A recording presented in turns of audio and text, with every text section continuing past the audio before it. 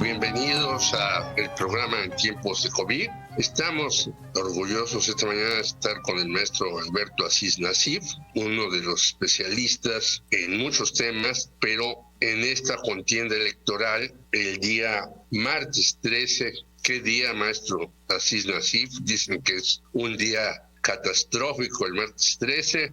Yo no lo creo, pero bueno, hay hasta películas al respecto.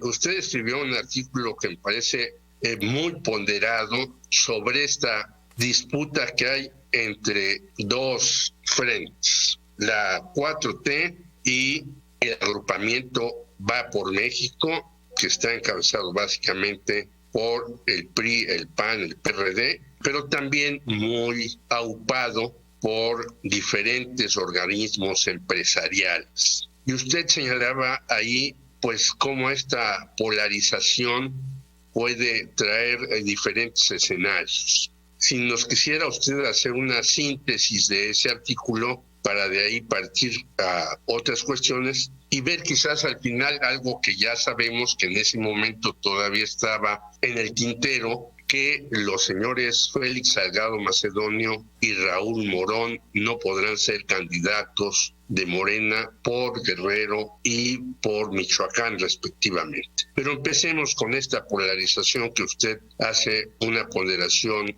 a mi juicio, muy correcta. ¿Cómo está la cosa, maestro Aziz Nassif? Bueno, muy bien, pues muchas gracias por la invitación.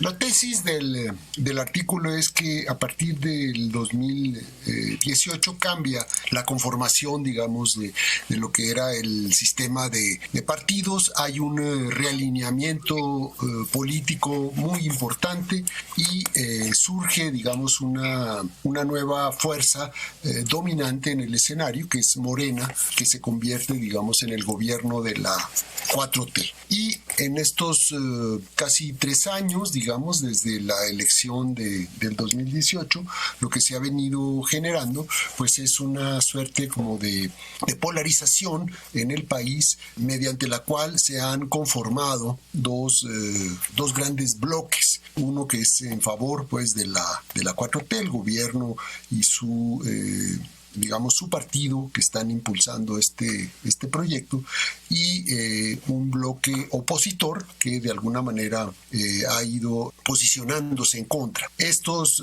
dos grandes, digamos, bloques llegan al proceso electoral de la elección intermedia del 2021, lo que se ha llamado la elección más grande de la historia del país, por la confluencia, digamos, de una elección federal y las elecciones locales. Y en ese sentido se podría denominar casi como una suerte de bipartidismo por la forma como se han agrupado, digamos, los diferentes partidos. A pesar de que son 10, se han conformado en esta suerte de pugna, ¿no?, en la coalición, digamos, que nuclea Morena, en donde tiene ahí formalmente dos partidos, el PT y el Partido Verde, y enfrente pues tiene la coalición de los viejos partidos dominantes, que ahora son de oposición, que es el PRI, el PAN y el PRD. Hay 3 partidos nuevos que no pueden ir en alianza porque es su primera competencia, y hay unas que decidió quedarse fuera, digamos, de la tienda de estos dos bloques. Y por eso se podría decir que hay una conformación muy bipartidista, y creo que es el núcleo fundamental de lo que podría ser y de lo que va a ser y está siendo ya la elección del 2021. Ya estamos en plenas campañas. Precisamente la polarización y la confrontación de estos dos bloques que expresan supuestamente dos proyectos diferentes de país. Y entonces, ya bajando en términos estratégicos, podríamos decir que la pugna va a ser por lograr la mayoría en la Cámara de los Diputados. Los dos bloques están como orientados a ganar esta posición que va a ser estratégica, digamos, para la segunda parte del sexenio, y en ese sentido, digamos, están trabajando durante desde hace ya varios meses, semanas y ahora de forma intensiva en estos meses de campaña, de lo que queda de aquí al próximo 6 de junio, que es el día de las elecciones, ¿no?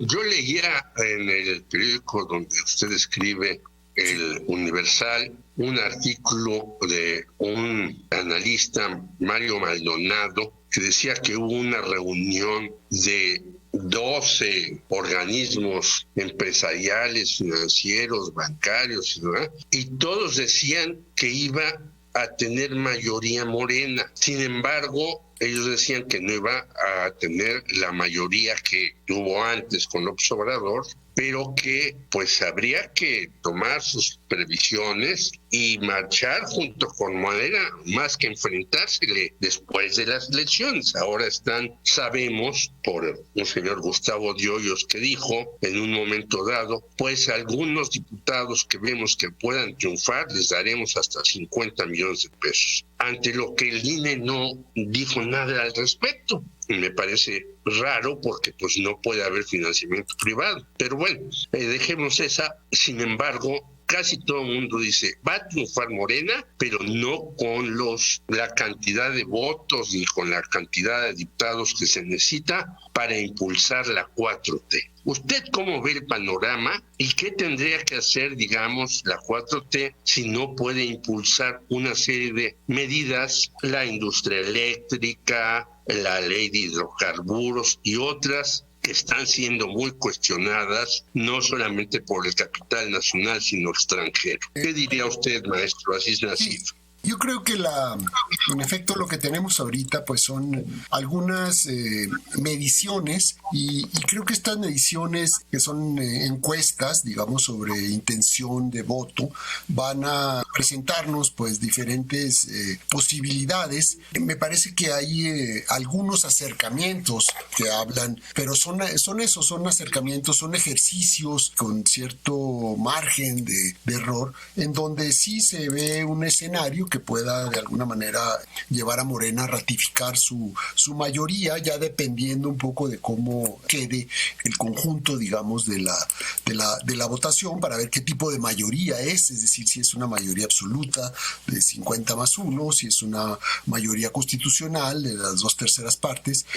Creo que es muy improbable que vaya a ser una mayoría constitucional, si acaso sería una mayoría absoluta con la coalición de Morena. Este es un escenario que se ve posible, digamos, que surja el próximo 6 de junio. El otro escenario, pues, es precisamente el que la oposición, a través de su alianza, Va por México, que nuclea estos tres partidos, el PRI, el PAN y el PRD, logre esta mayoría absoluta, 50+1, y entonces pueda de alguna manera cambiar la conformación de la Cámara de Diputados. Este escenario lo veo menos probable, pero bueno, no hay que descartarlo, sobre todo porque sabemos que las encuestas y las mediciones estas tienen márgenes de error y a veces hay elementos o factores que no se están ponderando y no se están tomando en cuenta y que pueden llevarnos a diferentes niveles de error, márgenes de error, que pueden darnos algo inesperado. O cuestiones de último momento, ¿no? Que pase también algo cuestiones extraño. de último momento.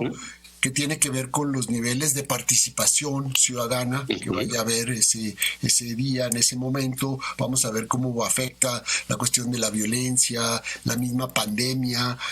En fin, hay una serie ahí de factores que pueden incidir en el porcentaje de votos y en la orientación del voto. Esto creo que es un primer elemento. Un segundo elemento que tiene que ver con, hay todo tipo de rumores también, ¿no? Yo decía, hay mucho ruido siempre en las campañas electorales, que se transmina en noticias que son reales y noticias que son falsas, las fake news, rumores trascendidos, etcétera, que de alguna manera van acompañando el proceso. Esto es parte como de todos los mecanismos en las elecciones y en las campañas, digamos, ¿no? Entonces, que si se reunieron, que si dijeron, que si van a apostar, que si van a financiar, fiscal, etcétera, etcétera.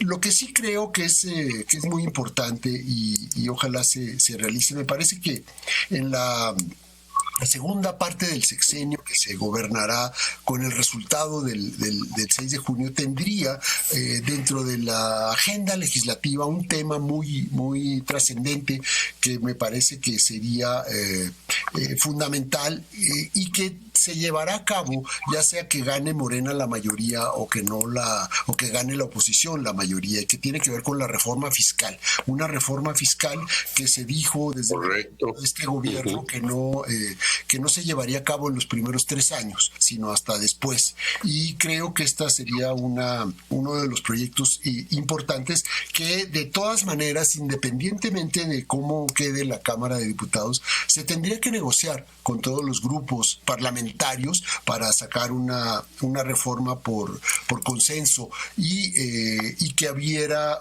en efecto un compromiso amplio, un compromiso social también con los grupos empresariales, con los empleadores de este país, con los que necesitan pagar más impuestos. Esto creo que sería no podría Morena sacarlo por sí mismo o en contra de todos estos intereses. Creo que sería muy negativo y muy, muy costoso.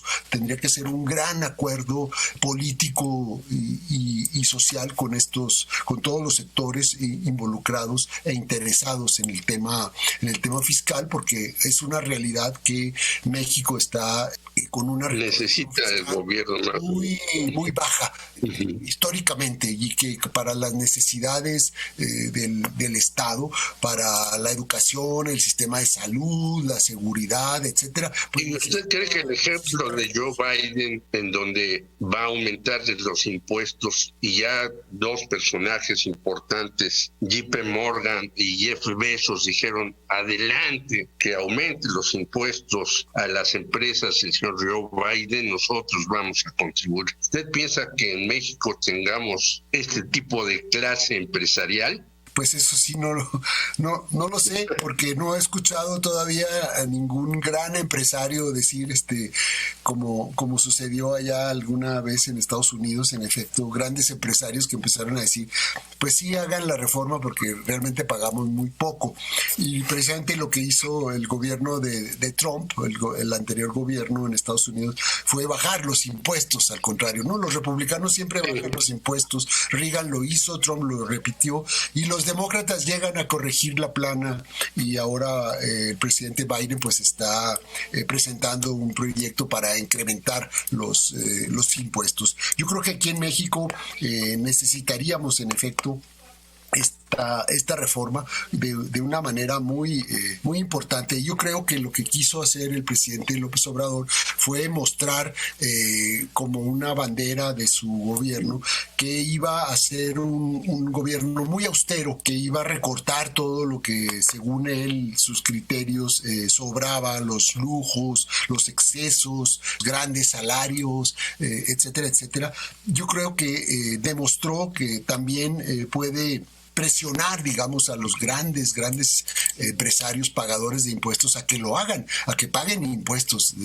Empezó a tapar hoyos, ¿no? Es decir, salidas en falso o perdones fiscales que se habían hecho en otros gobiernos. Esto creo que también fue muy, muy positivo, pero todo esto tiene un límite si no se hace una reforma fiscal progresiva en donde los que más tienen paguen más impuestos para de alguna manera tener un Estado con capacidad fiscal para operar los programas y enfrentar los graves problemas del país. Maestro, ya sabemos, lo decíamos al principio, qué sucedió con el señor Félix Salgado Macedonio y con el señor Raúl Morón. Pero yo he leído en los medios que también una polarización que dicen, pues este golpe a Félix Salgado y a Raúl Morón, que además al principio fue 7 contra 4 y luego en la segunda etapa, en esta final, 6 contra 5. Se movió un consejero del lado de que no sancionaran a Salgado y a Morón, pero he leído las dos opiniones. Esto va a desbarrancar a Morena y otros dicen esto va a fortalecer a Morena porque se está demostrando que el Instituto Nacional Electoral, como siempre, trata de obstaculizar una serie de cuestiones. ¿Usted cómo ve esta cuestión? ¿Es cierta o estamos en un panorama todavía muy incierto que no sabemos qué va a ocurrir en menos de 2 meses, el 6 de junio? Bueno, este caso o estos casos, digamos, de la cancelación de las candidaturas muestran que ahí hubo como una diferencia en la interpretación y en la aplicación de la ley respecto a la fiscalización sobre los gastos de campaña. El hecho es que el INE quita estas candidaturas porque no cumplieron con ese requisito. El caso va al tribunal, el tribunal lo trata y por una mayoría también se lo regresan diciendo hay que tomar en cuenta que hay la afectación de un derecho mayor, que es el derecho a ser votado, que es un derecho constitucional, y que ponderen si no fue demasiado severa la pena para la falta que se cometió.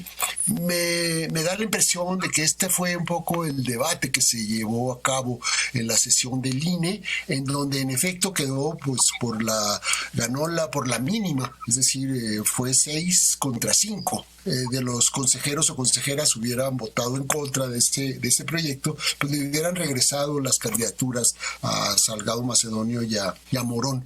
Y en ese sentido, creo que la otra parte pues va... El fin, digamos, de este proceso es otra vez, ahora va al tribunal, es decir, los afectados vuelven a impugnar y el tribunal ahora sí va a tener que decir la última palabra sobre este tema y tengo la impresión de que puede predominar en el tribunal la opinión mayoritaria de que se está afectando un derecho constitucional, que es el derecho a ser votado, sobre la falta que fue una falta menor en ese sentido tanto por los montos como por las circunstancias en las que se dio. Y en ese contexto creo que una posibilidad alta es que les regresen las candidaturas tanto en Guerrero a Salgado Macedonio como en Michoacán a Morón. Y ahí terminaría un poco esta situación para seguir, digamos,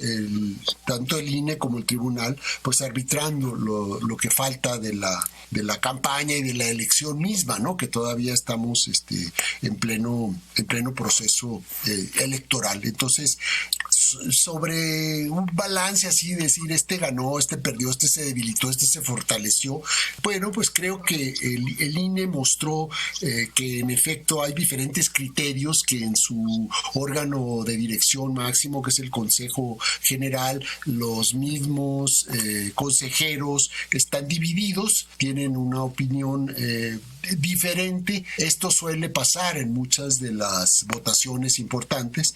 Igual sucedió con el tribunal, en donde tampoco hubo unanimidad. Y esta unanimidad creo que es positiva, esta falta de unanimidad, es decir, que haya diferentes posiciones que se jueguen, que se voten y que vayan a ganar, ¿no? los proyectos o a perder, y que haya la posibilidad de revisar los casos. Eso también es importante.